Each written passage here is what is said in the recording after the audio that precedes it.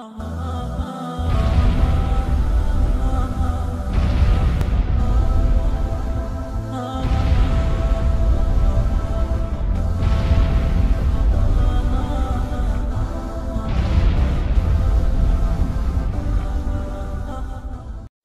کافر ہے عتبہ بن ابی وقاص، اس نے ایک طرف سے ہو کر پتھر اٹھایا اور آپ کو مارا زور سے۔ صحابہ کی نظریں تھی تلواروں پر، نیزوں پر، تیروں پر، وہ پتھر نظروں سے نکل گیا، لہذا وہ ان کے اندر کو چیرتا ہوا جا کر میرے نبی کے منہ پر یہاں لگا، اور اب سیدھا پیچھے ایسے گئے، پیچھے یوں، پیچھے کھڈا تھا، وہ یہاں گردن میں لگا کنارہ، تو اب بے ہوش ہو گئے، دانت بھی ٹوٹ گئے، چہرہ بھی خون و خون ہو گیا، اب بے ہوش ہو کے یوں گر گئے۔ صحابہ نے سمجھا آپ شہید ہو گئے، تو سب نے زار و قطار رونا شروع کر دیا۔ تھوڑی دیر کے بعد آپ کو ہوش آیا تو صحابہ نے عرض کی یا رسول اللہ اب تو ان کے لیے بد دعا فرما دیں، وہ نبیوں میں رحمت لقب پانے والا، مرادیں غریبوں کی برلانے والا، غریبوں کا والی، یتیموں کا مولا۔ تو اب تو حق تھا کہ آپ بد دعا کرتے، یہ سامنے امت نہیں ہے، قاتل کھڑے ہیں کافر۔ آپ نے ہاتھ اٹھائے، صحابہ سمجھے کہ ہون انہاں دے بیڑے بڑھ گئے۔ اللہم اغفر لقومی فإنہم لا یعلمون، اللہ میری قوم کو معاف کر، انہیں میرا پتہ کوئی نہیں ہے۔ دیکھو میرے بھائیو، جس نے کافروں کے ساتھ یہ ہمدردی کے قتل کرنے والوں کے لیے دعا مانگی، تو مسلمان ہو کر ایک دوسرے کو سلام کرنا چھوڑ چکے، ایک دوسرے کے پیچھے نمازیں پڑھنا چھوڑ چکے، ایک دوسرے پر کفر کے فتوے لگا کے بیٹھے ہوئے۔ مجھے بتاؤ تم میرے نبی کے ساتھ کیا کر رہے؟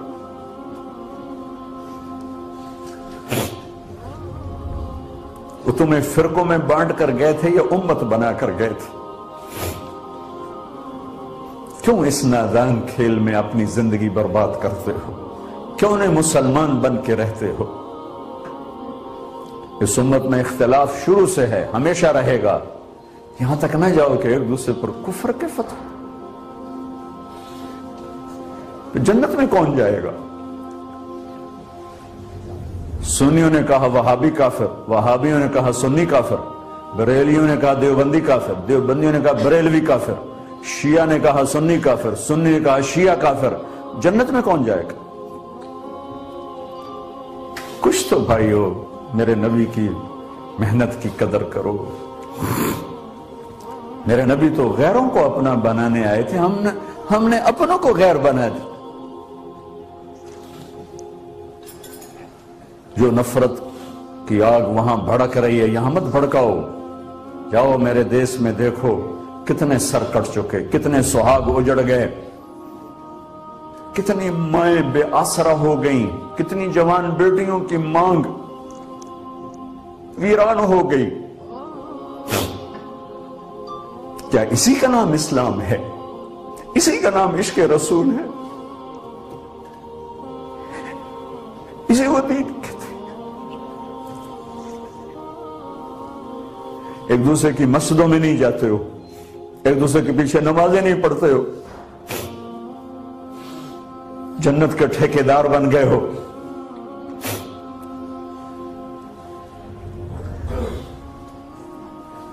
میرے نبی تو عبداللہ بن ابی کا جنازہ پڑھانے کھڑے ہو گئے تھے، جس کا کفر ابو جہل سے بھی بڑا ہے۔ ابو جہل اوپر کی دوزخ میں ہے، عبداللہ بن ابی سب سے نیچے کی دوزخ میں ہے۔ ان کے بیٹے آئے، یا رسول اللہ میرا باپ مر گیا ہے، اپنا کرتا دے دیں گے، میں اس کو کفن دے دوں۔ آپ نے کہا لے لو، کرتا اتار کے دے دیا۔ آپ کہتے بدبخت منافق، دفع ہو جا، دے دیا۔ کہ یا رسول اللہ آپ جنازہ پڑھائیں گے؟ کہاں پڑھاؤں گا۔ باقی منافقوں کا تو کسی کو پتہ نہیں تھا سوائے اللہ کے نبی کے، لیکن عبداللہ بن ابی کا منافق ہونا تو سب کو معلوم تھا۔ آپ جنازے کے لیے عمر سامنے آ گئے، یا رسول اللہ یہ کون ہے؟ کہ مجھے پتا ہے کون ہے، تو آپ اس کا جنازہ کیوں پڑھا رہے؟ کہ شاید اللہ معاف کرتا۔ کہ عمر پیچھے ہٹ جا، مجھے پتا ہے یہ کون۔ میرے اللہ نے کہا ہے تو ان کے لیے دعا کر یا نہ کر، میں معاف نہیں کروں گا، میں کرتا ہوں شاید اللہ معاف کر دے۔ پھر فرمایا کہ میرے اللہ نے کہا اگر تو 70 دفعہ بھی ان کے لیے دعا کر تو میں معاف نہیں کروں گا۔ اگر میرا اللہ کہتا اے میرے محبوب اگر آپ 70 دفعہ اس کے لیے دعا کریں گے تو میں معاف کر دوں گا، تو میں اس کم وقت کا 70 دفعہ جنازہ پڑھا دیتا۔ مجھے بتاؤ تم کہاں سے یہ دین لے کر آئے ہو جس میں تم فرقوں میں بٹ گئے ہو، نفرتوں کی آگ تم نے لگا دی ہے، یہ کہاں سے اسلام آیا ہے؟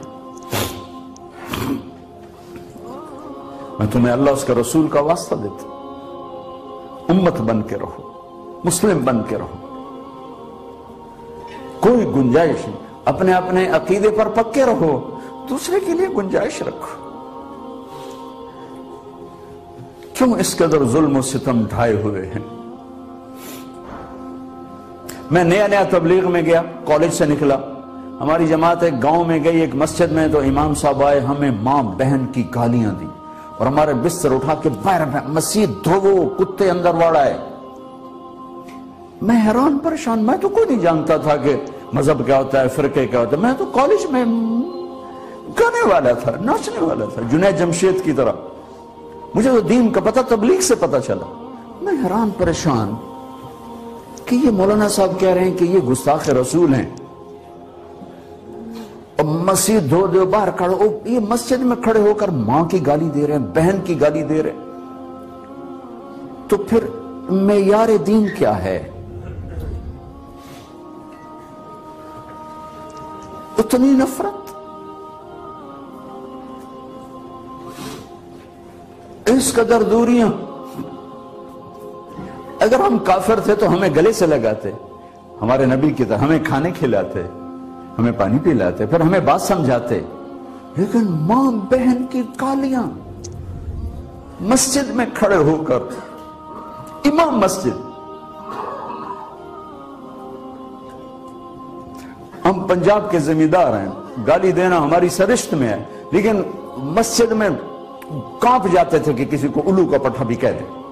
ہمارے بزرگ بڑے بھی بہت گالیاں نکالتے تھے، لیکن مسجد میں کسی کو جرت نہیں ہوتی تھی کہ وہ میرے والد مرحوم خود بہت غصے والے بڑے سردار آدمی تھے، تو تھوڑی تھوڑی بات پہ مار پٹائی گالیاں، لیکن میں نے نہیں اپنے باپ کو مسجد میں سنا غصے میں بھی کسی کو گالی دیتے ہوئے۔ ماں بہن کی گالیاں نکالو، استاد یہ کہہ رہے ہیں کہ یہ گستاخ رسول ہیں، ہم یہ کافر ہیں، ان کو نکال دو، کتے آ گئے، مسجد دھوو۔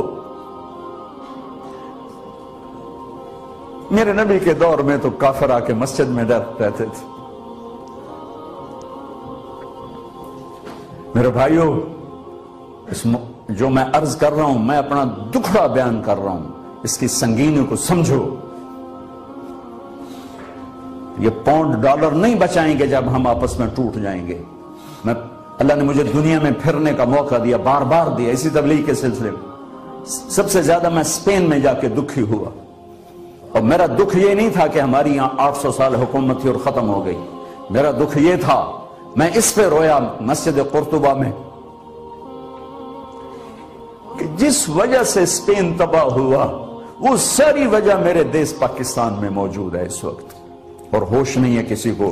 مذہب پر لڑائی، سیاست پر لڑائی، دین پر نفرت، سیاست پر نفرت، قوم پہ نفرت، صوبے پہ نفرت، پیشے پہ نفرت، نفرت نفرت نفرت۔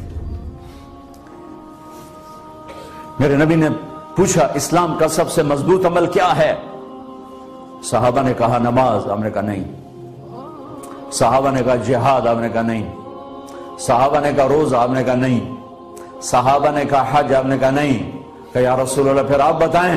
فرمایا دین کا سب سے مضبوط عمل محبت ہے، محبت ہے، محبت ہے۔